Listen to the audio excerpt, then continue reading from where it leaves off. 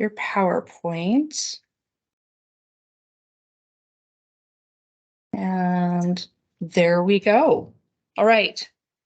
Shared. I haven't shared. Oh, shoot. Why not? I need to do that back over in this one. Okay, give me just a second. Yeah, I got this.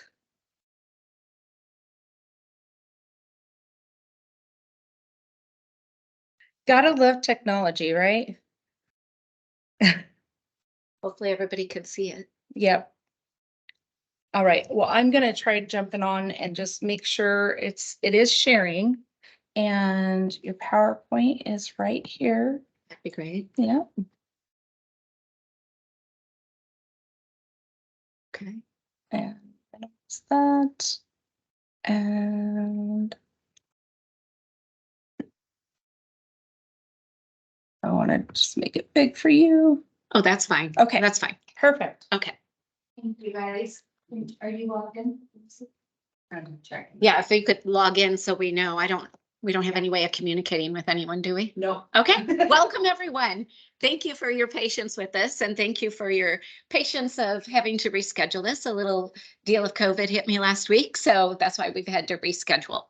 So very quickly, we've got to make up some time here, right? Yes. Okay.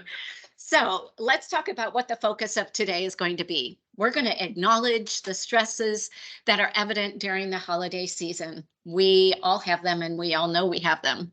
We're going to identify what you value about the holidays and what exactly is stressing you out.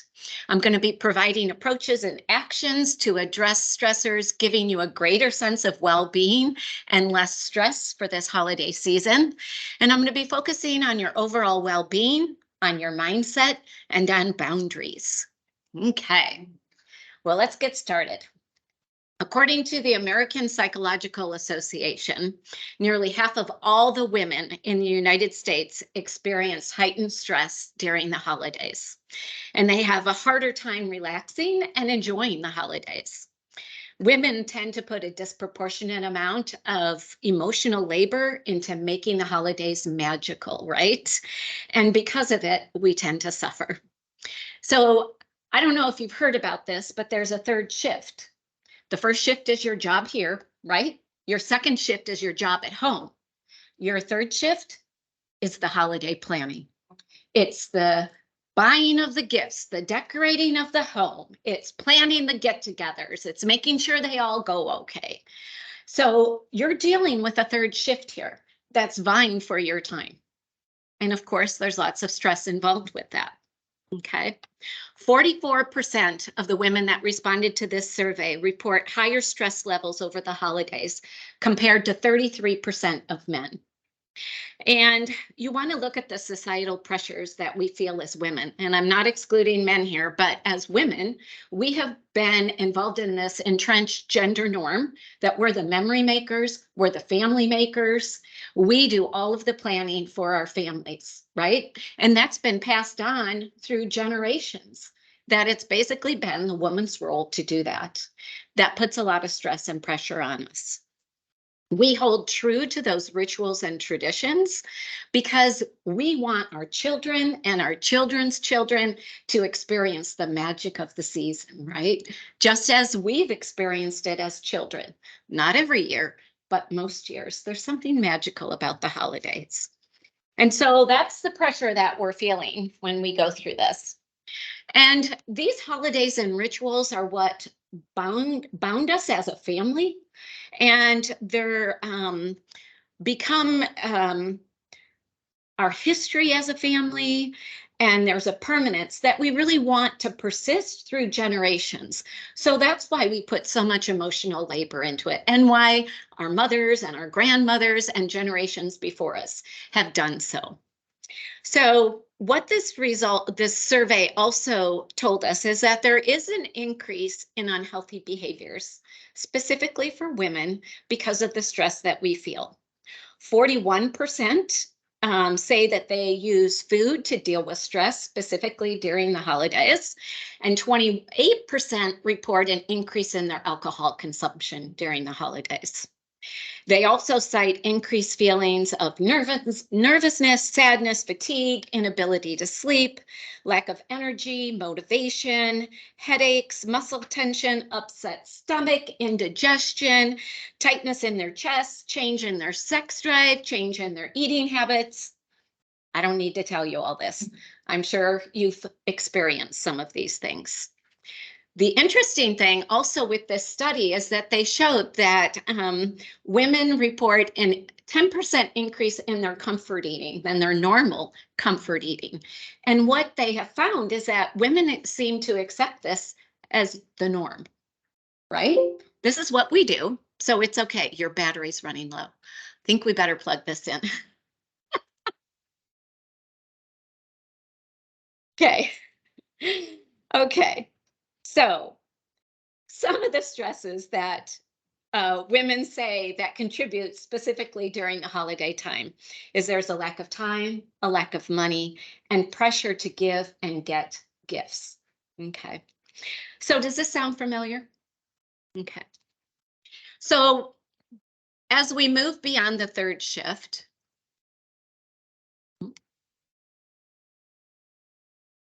okay, this is not advancing.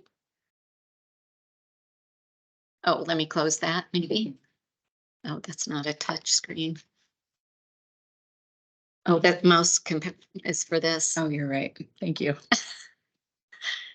Okay, that should help now. Okay, so it's time for us to rethink how we approach the holidays. We need to have more joy and well-being in our family and memory making. So real quickly, I want to ask, what do you value about the holidays? What's important for you? Being with family. Being with grandkids, right? And so, one of the things that I really want you to think about is how do you want to feel this holiday season? So much of the time, we're focused on all the things that we have to do and what we want to make magical for everyone. We forget how we want to feel.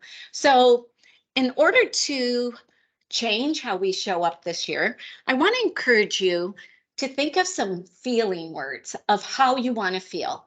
So on this screen, I have listed some different feeling words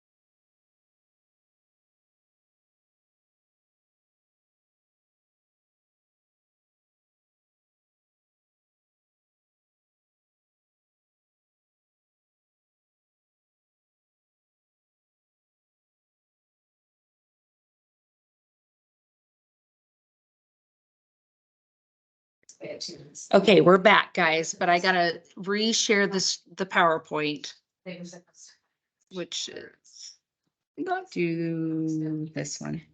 This is your current screen. And now get that back to the PowerPoint. So close that space. Okay. None of those. Yes. This one down here. They wanted her to try to. Anyways, they have a baby. They have a Hmm. 6-month-old, so she decided to stay. We're gonna go here. Do that because she was in the OR and. Okay. Slide two, slide two, slide three. Yeah. Five. There we are. All right. Okay. Thank goodness IT stuck around.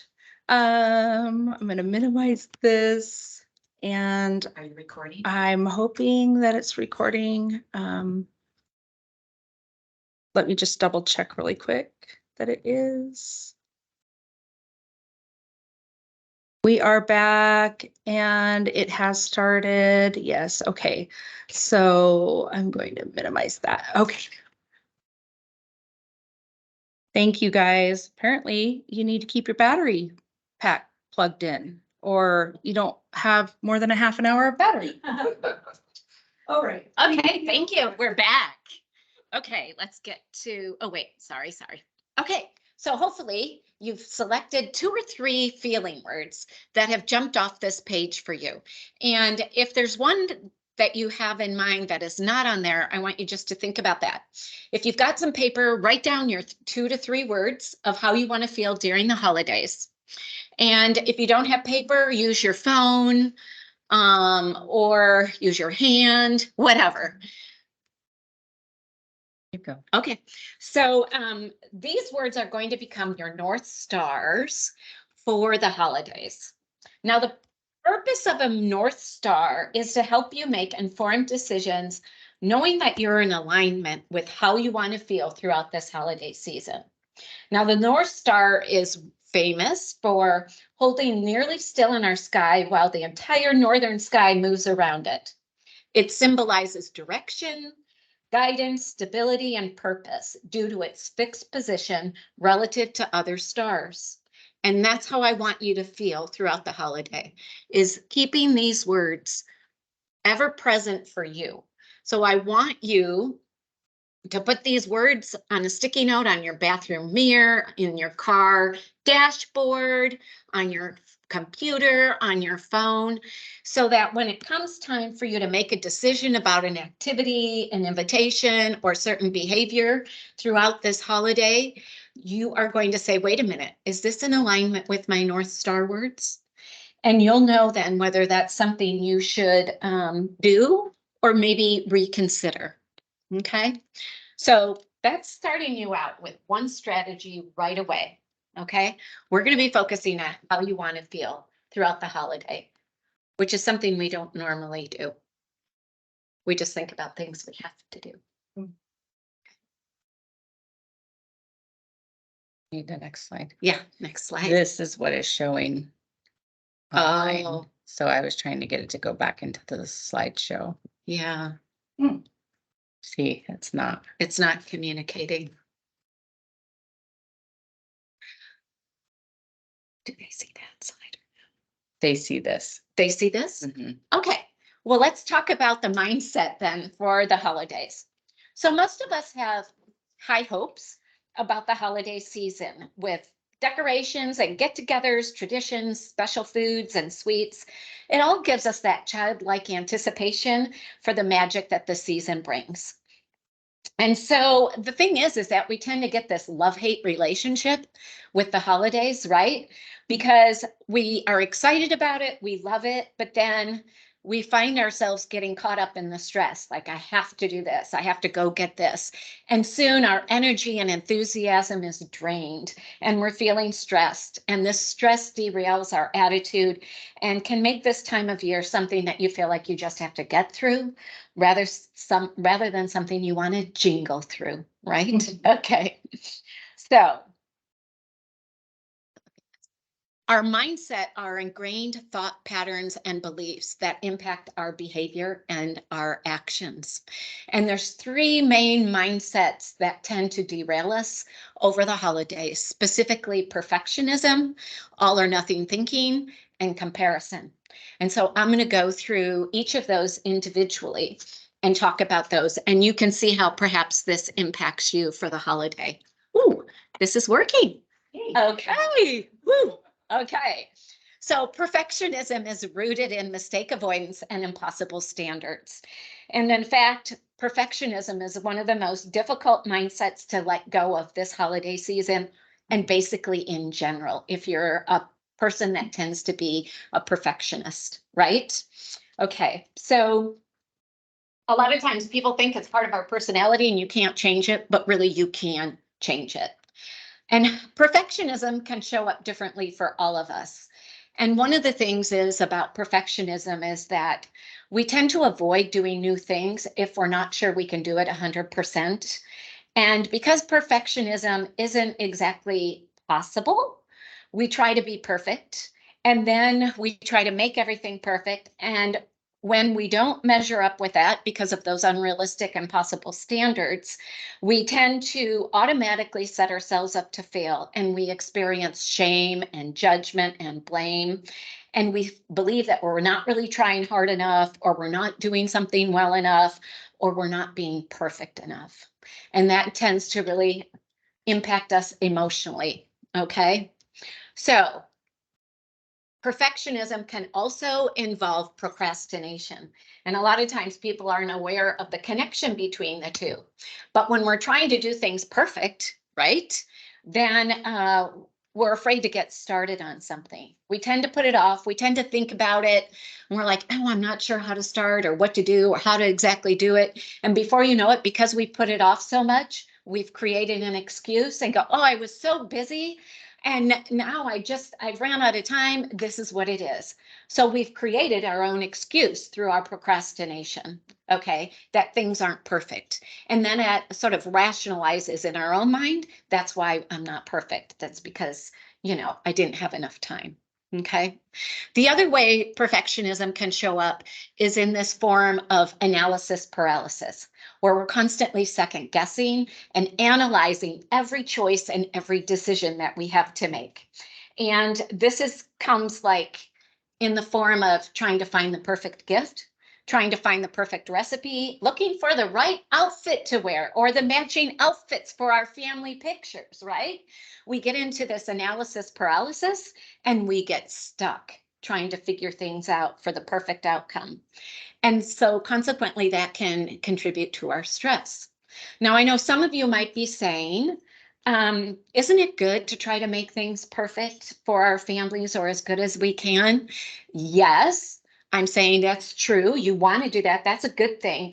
However, when it gets into overdrive and starts contributing to our sense of self and our shame and our blame and negative criticism of ourselves, that's not helpful. Okay. So that's where you have to be aware of the consequence of this perfectionistic thinking, because then it becomes good enough is never good enough. Okay.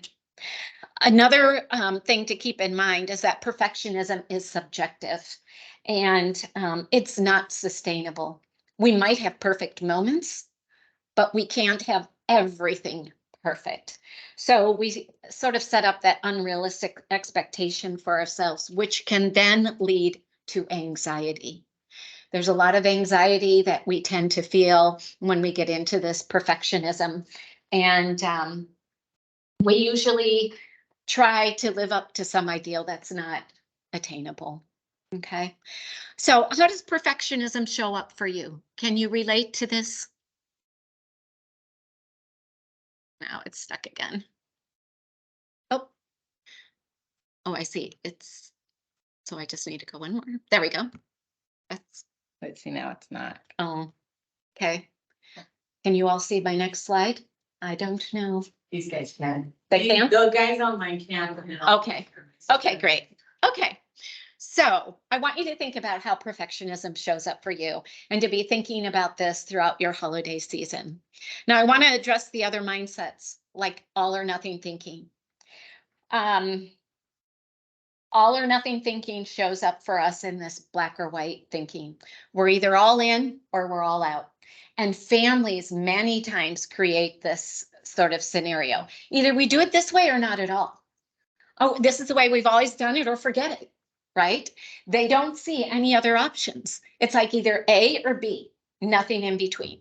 And that can stress us out when we're not allowing ourselves to see other options. It's either right or wrong. There's no in between, okay? And that doesn't help us. And then if we move on to comparison, comparison is the mindset of where we compare ourselves to other people, and we compare ourselves to perhaps previous versions of ourselves, okay? And we feel like we need to keep up, and we feel like we're lacking when we compare. And it's so important to recognize you will always find people better off than you and worse off than you, and that you are somewhere in between. And so if you can keep that in mind, that will really, really help you. The other influence with comparison, of course, is social media. We see it all on all of our social media feeds, what other people are doing and how happy they seem and how perfect everything is for them. But that's on the outside. We really don't know what's going on the inside. And so the fallout of comparison thinking is this negative self-judgment and a negative sense of self. And it doesn't make you feel good. We tend to feel jealous, envious, less motivated, like why should I even try, because X, Y, and Z can do it so much better. And so that does tend to stress us out. So we're going to be looking at what we can do about that. Love this. So we're going to flip the script, okay, and look at, it's not working. It just, it's one screen or the other, so just keep talking and I'll Okay.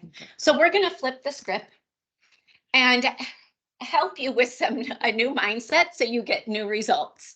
So the antidote to perfectionism or perfectionistic thinking is self-compassion. Now, Kristen Neff is author, researcher, and sort of the grandmother of self-compassion.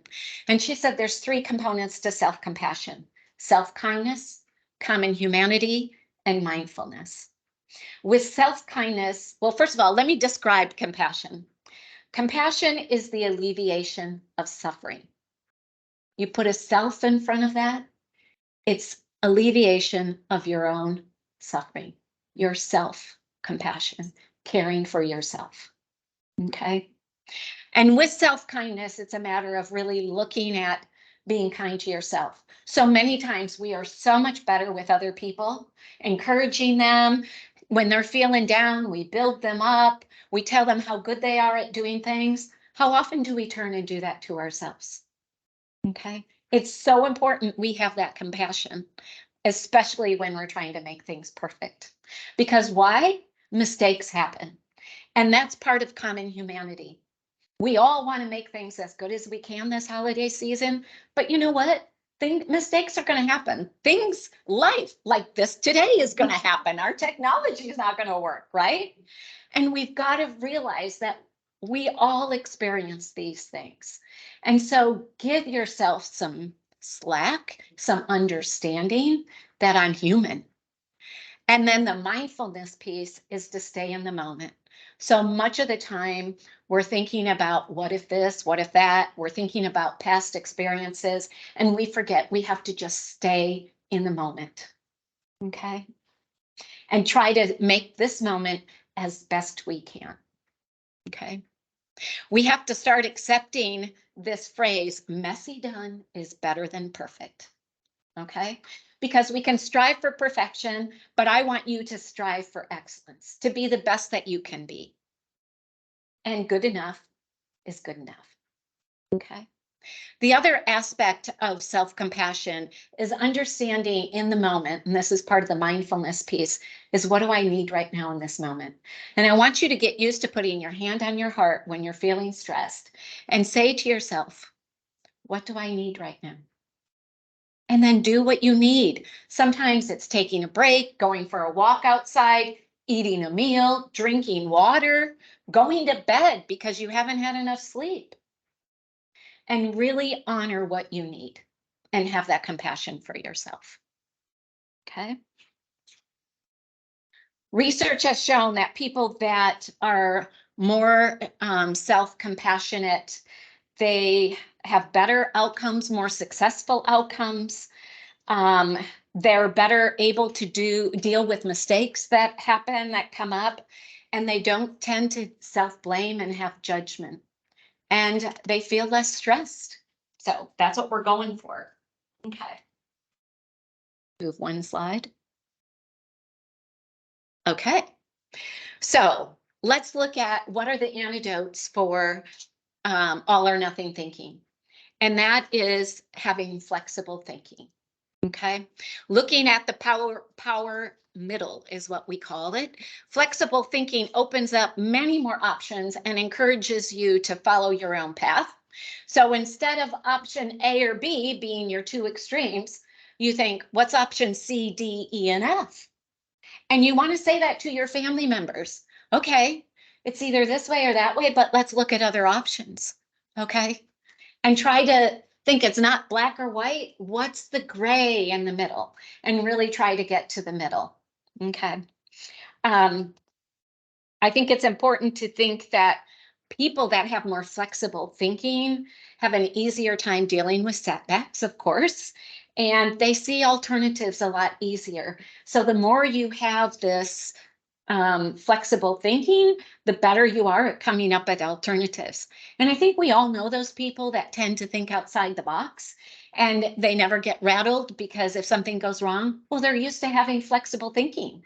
So we want that for ourselves as best we can. We got to get out of the dichotomous thinking of two extremes. Okay. Now, the antidote for compassion is to focus on gratitude.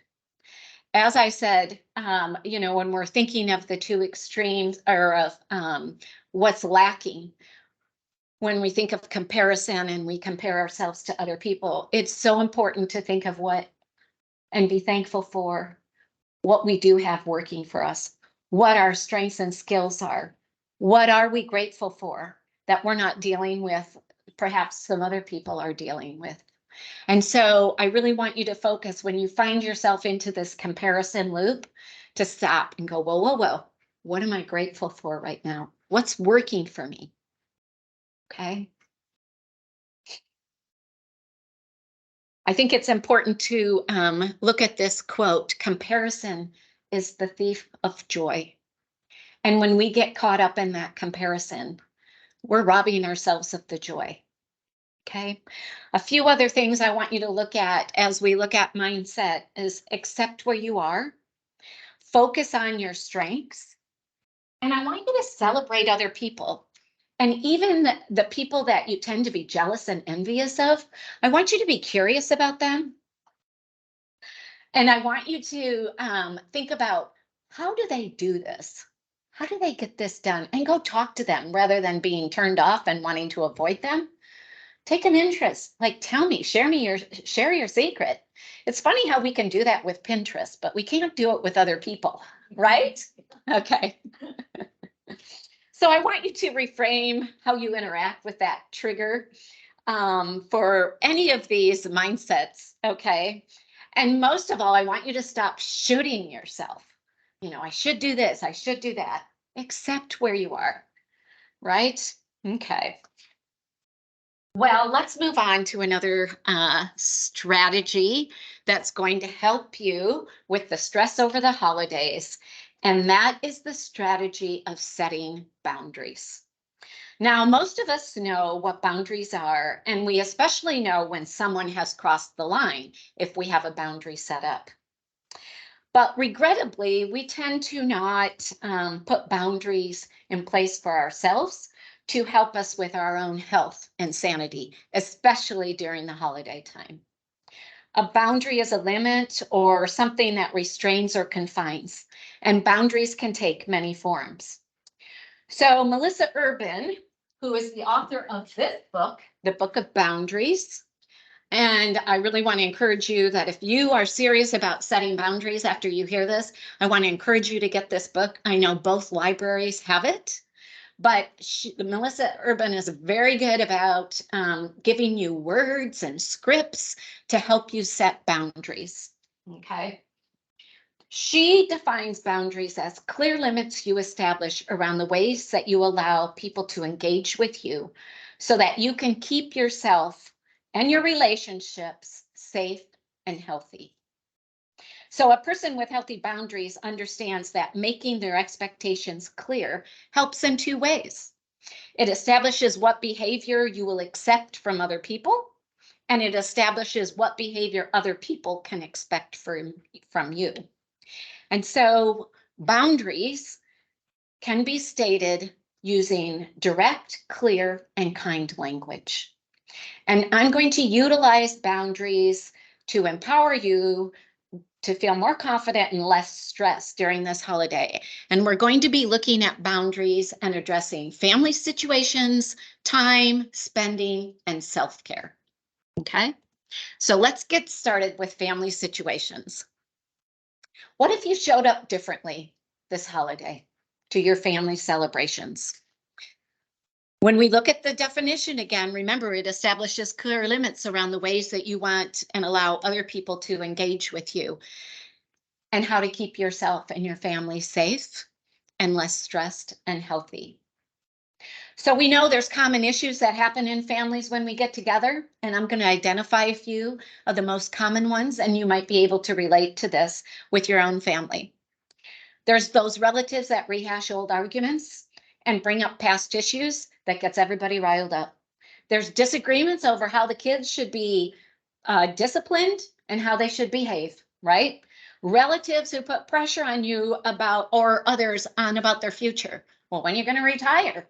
What? When are you getting a new job? When are you going to get married? When are you going to have kids? Right? They won't leave those topics alone. And then you've got conflict over whose family you're visiting and how much time you're spending at whose home. You've got conflict and anxiety about how much you spend on gifts for different people. You've got parents who want to run their adult life, their children's adult lives. Okay.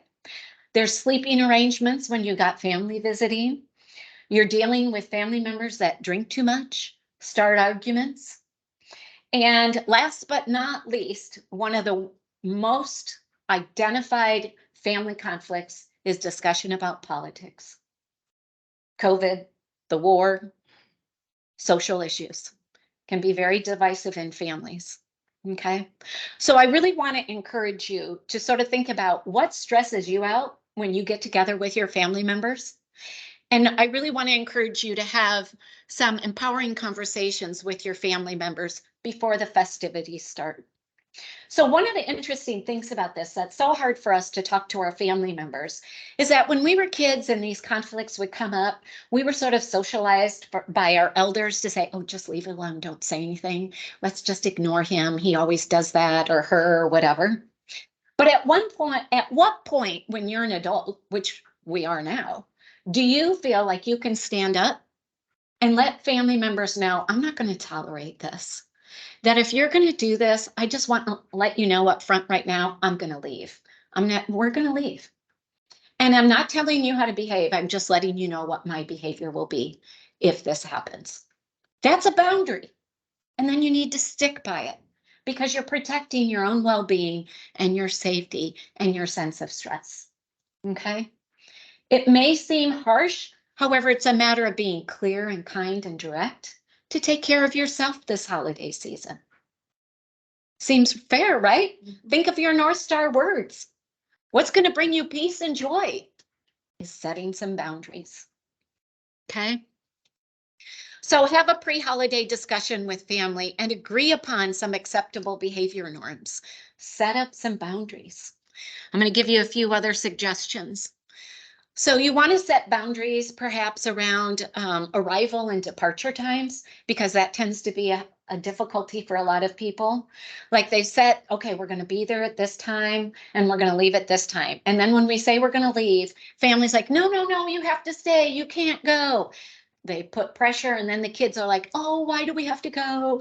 And it just upsets everything. You want to set that clear with your partner and or spouse and say, this is what we're doing. You want to let your family members know up front and say, please don't pressure me about this. It's what we need to do to make the holidays work. Clear, kind, and direct. Okay.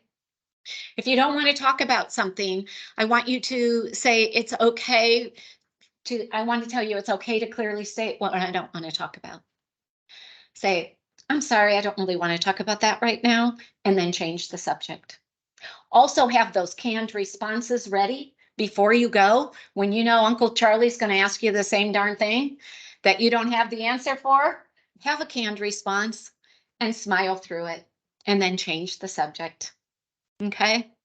Diversion can be a great thing. And so I really want you to think about, how can I say, I'm sorry you feel this way, or it's unfortunate, and then bring up a new topic, divert the subject. Okay. I want to encourage you to have a direct conversation with the person prior to the gathering and be direct with them about their behavior from past holidays, and let them know how it makes you feel and that you won't tolerate this behavior again this year. So if this happens, like I said earlier, I'm going to leave, just so you know. It helps. You feel good about it. It's one of those things, it takes practice to do. The more you do it, the better you get at it. I encourage a lot of families to have a discussion prior to that. These topics are off limits. Like, let's agree not to talk about politics or the things that you know are hot topic buttons. Let's agree, send an email out to everyone. Let's agree to stay away from these topics so we can really enjoy our time as a family together. That's setting a boundary. Okay. Now, I know sometimes it's really hard for families that have to go to 5 different homes between Christmas Eve and Christmas Day. And I really want to encourage people to, again, think outside the box. It's either we do it Christmas Eve or Christmas Day. No, no, no. I want you to think of what are the other options. Some people do Christmas in July. They do the weekend before the holiday, or some other day right after the holiday. In January, I know a lot of people have started to do Christmas parties in January to avoid the holiday rush of all the other get-togethers. Okay, so think outside the box with that, with your family, and really preserve your time as a family. If you want peace and joy and to feel like you're really enjoying your family time, which is what you value, you might decide as a family, we're staying home on Christmas Day and enjoying our time together, and tell your relatives, this is what we've decided for ourselves. If you want to come by, that's fine. Contact us first. We'll let you know what time works for us, but this is something we're going to try this year. Okay. I want you to begin with the end in mind. Picture yourself being relaxed and in control of your feelings at the end of your gathering or at the end of your holiday. Think of your North Star feeling words, like how you want to feel, and start initiating the necessary steps and have those conversations so you feel empowered during the holidays. I want you to remember that boundaries are not walls. They are self-care in action. Okay. So real quickly, I want to talk about a loss of a loved one and creating new holiday traditions. I know that this can be a really difficult time of year for people that have experienced the death of a loved one. And I want to encourage you to talk about this with family members. A lot of times we want to avoid it and not talk about it because we don't want to bring the tears and the heartache that happens. But this is exactly the time that we need to feel our feelings, and to recognize that sometimes I might need to do something different this year. Now on the portal or the health stream, I think we've listed the handouts. So for the sake of time, I'm not going over those, but they're there for you to look at, to utilize. And it gives you some really good suggestions of some things that you might want to try differently this year. And to realize that whatever you're feeling is okay. It's one of those things we really need to be respectful of how other family members may be grieving and do the best we can to try to negotiate a solution that meets everyone's needs. And I know, I mean, it is what it is. So I just want to encourage you to be good to yourself and be good with your family members and to really have an understanding during this time. And sadness and tears are normal, and really it's pain, a sense of honor to the significance of this contribution of this loved one that they've had to your family, and to sort of figure out how can I continue to honor and bless them for what they've done for us, especially when they've been the glue to the family. It's especially difficult. So, okay. So let's talk about setting boundaries with time. Okay. Time is one of those things, right, that we never seem to have enough of. And so I really want to encourage you, and especially the American Psychological Association, that was one of the things that stresses us out, not having enough time. We all have the same amount of time, but it's a matter of learning to schedule it. So I want to encourage you to set a boundary with creating clearly defined schedules. You've got the first shift, when they're working. You got the second shift, family time, and then you got to find time for that third shift, the planning and all of the other get-togethers. So I want you to make a distinction between what's vital and what's optional as far as your tasks and activities. Do your important tasks first. Prioritize those. And I also want you to prioritize your sleep, because that's one of the self-care things we tend to let slip. I'm speaking from experience here. Okay. So you want to make sure you really have a defined schedule for yourself during this time of year. And make sure you have a clear yes and no to what you're saying yes and no to. When you say yes to something, you're saying no to something else. So be aware what you're saying yes to. Okay. Don't let something on your priority list be canceled because you've gone off course and said yes to something that you felt pressured into. That's not helpful for you. That contributes to your stress. Okay. I also want to encourage you to manage your expectations and everyone else's expectations. We have our own expectations as far as what we think we can do. I know we all think we're superheroes, that we can do more than what we really can with our time. So be realistic in that. Okay. And we know that our family members and other friends and co-workers all have expectations of us. So be aware of that and manage those expectations. Be aware of what you're promising to your kids, your family, and yourself, and to make sure that you can really deliver on these things and be real with yourself. And I want to encourage you to under-promise and over-deliver. Okay? Because you will feel better about that in the end. One of the most important things I want you to take away from this today is to say no, and to understand no is a complete sentence. You don't have to explain. You don't have to justify. No is enough. If you say no, you can't do something, it's okay. You're honoring yourself, which is so important, and your time and your mental well-being. When you have a schedule and a list of your holiday season priorities and your North Star words, you should have an easier time saying no to things that pop up that don't fit into your life or align with your values of what's important this holiday season. Okay.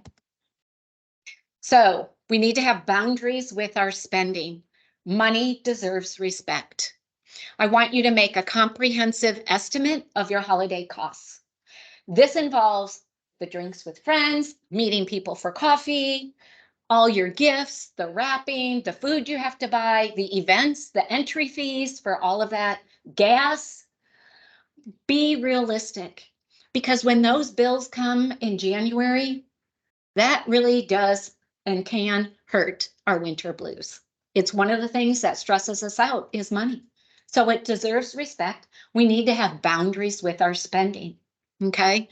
Set your financial limits early and touch base with family members about holiday spending and maximum and minimum spending limits so that that doesn't stress you out.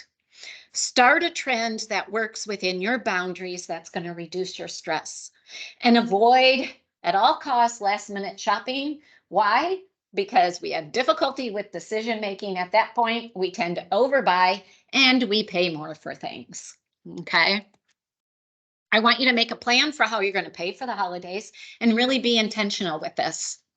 Think about things that you can do to cut costs, like looking at some of these subscriptions that you have, eliminating or reducing eating out, making coffee at home rather than stopping at the coffee shop. Okay. And I know it's a little late now, but start buying gifts throughout the year.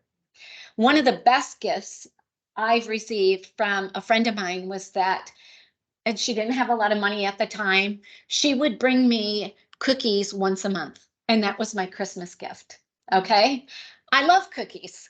So she knew that it was really talking to my heart. Did I care that it wasn't like one gift at Christmas? No, I was gifted every month throughout the year. Think about some non-monetary gifts like babysitting, or if you're good at organizing, give your friend or a family member the gift of your organizational skills for their kitchen or cabinet or closet, whatever it might be. Think outside the box. It's not all or nothing, right? So be aware of what your options are and how you can do this. Remember that relationship building is a more valuable gift than the gift given. So sometimes it's like, let's not worry about gifts. That's what I have with my friends. Let's not worry about gifts. Let's just get together. And we avoid getting together over Christmas because everybody's so busy. So we make an intentional time some other time during the year to sort of have our celebration of friendship. Okay. Last but not least is self-care. Okay. Make your self-care a top priority. Have a boundary with your self-care. Be realistic with your time and schedule time for yourself. Delegate responsibilities. I want you to make sure that you leave space for your emotions, because a lot of times this holiday time, we are more emotional. Especially if you're in a life transition, you've had perhaps family discord, divorce in the family, difficulties getting along, changes in jobs and environments. Leave space for your emotions, okay? When you have random acts of kindness, it also helps you with self-care because you feel good about yourself, taking care of other people. So I want to encourage you to think about having a random act of kindness once a week for someone so that you can feel good about yourself too. I want to encourage you to spend time with people who lift you up. And I'm going to say this because I know sometimes being with family aren't the people that lift us up. And so I want to encourage you to be intentional with being with those people that lift you up. Okay. And be gentle with yourself and practice self-compassion over everything. Okay. So we wish you a wonderful holiday season with less stress, more joy, and a greater sense of well-being. Thank you for your patience and time today. And I hope you have a great holiday season. Wonderful. Thank you, Judy, so much. Oh my goodness, that was fantastic. And way to make up time. So I will get this posted on Health Streams so people can watch this at a later time. So thank you again for coming and sharing. It was just so wonderful. I looked a lot out. Oh, dang it. Elbow said thank you in there too. Wonderful. Nice. Thank you for that. This is another book I was cutting out. I didn't want to use all my, but Set Boundaries, Find Peace is another book about setting boundaries. So, And that's by who? this is by Nedra Tawwab. Nedra Clever Tawwab. Mhm. Okay, setting boundaries, find peace. Mm-hmm. Wonderful. I'm not sure what